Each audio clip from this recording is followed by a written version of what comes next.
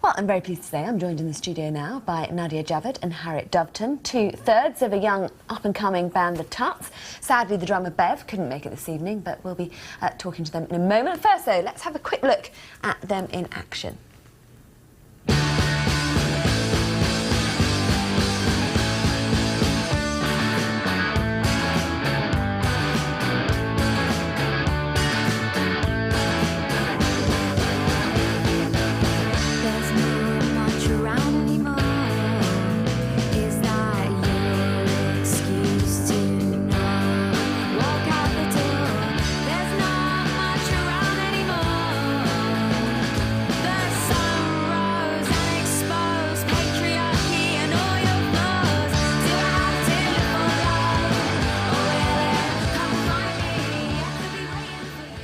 There you are, that is the Tuts, if you haven't seen them before, and we can talk to them now. What do you make of Taylor Swift's move? Is that a good thing that she did? Such a good thing. Yeah. Like, I think it's great when artists who have that level of power can like speak against corporations and point out things that they disagree with, and it kind of paves the way for other artists who aren't as famous as her, because royalties is an important thing, you know. Yeah, we've got to stand up to these billionaires that are tax dodging.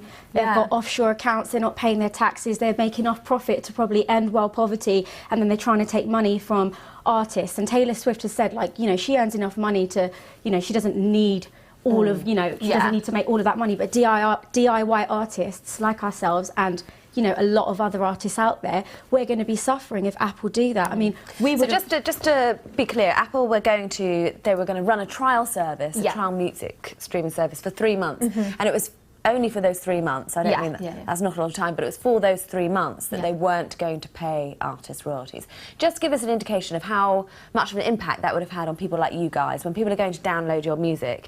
If you weren't going to get any money from that for 3 months from a music streaming service, how much of an impact would that have on you? That would have a big impact on us. I mean, we've been DIY for like 4 years, and we have to have day jobs as well, because it's already hard enough making money as a musician, but royalties is that thing where it's like, you can write a song and you know that you'll get a bit of money and that's your money. Like, we work hard, we play gigs, you know, we write our own music, and then you finally put your record out there and Apple are like, no, we're going to have that. I wouldn't walk into Apple and be like, I'll take that iPad. Oh yeah, I'll take that Apple Mac over there. You know, I'd love to, but I can't.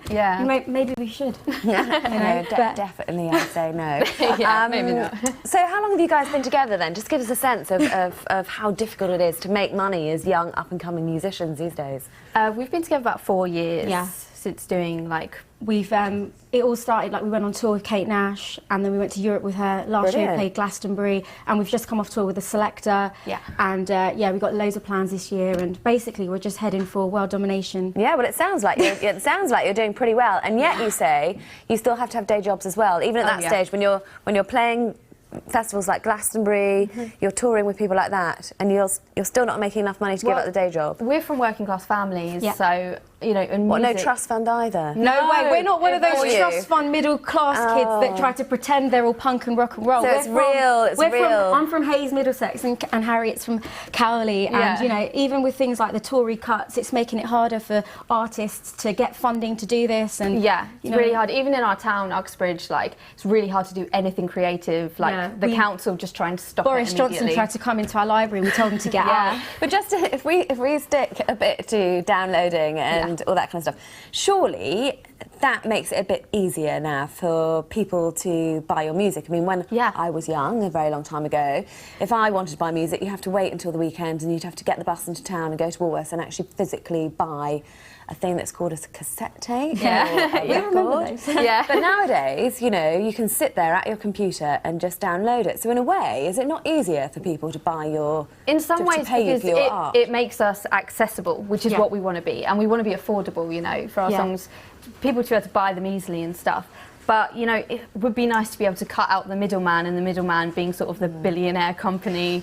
But if Apple's trial is successful and Apple Music becomes permanent, that'll be a good thing for you guys, will it, in the long run? Because it's another way that people will be able to access your music. I mean, in some ways, like, we weren't on iTunes for a while because... Yeah, we were on Bandcamp because even Apple take a cut every time someone downloads one of your songs, they take a cut from it. So we tried to avoid using Apple for a long time. We used Bandcamp, but people kept saying, oh, you know, why aren't you on iTunes? So we are on iTunes. You have power over that then? You are totally in control of what you're on? Yeah. But we went on iTunes because, again, it's the accessibility for people. We want to get out there. We want it to be accessible for people, but we don't want these corporate companies to take advantage of vulnerable artists like us who don't have a lot of funding behind us.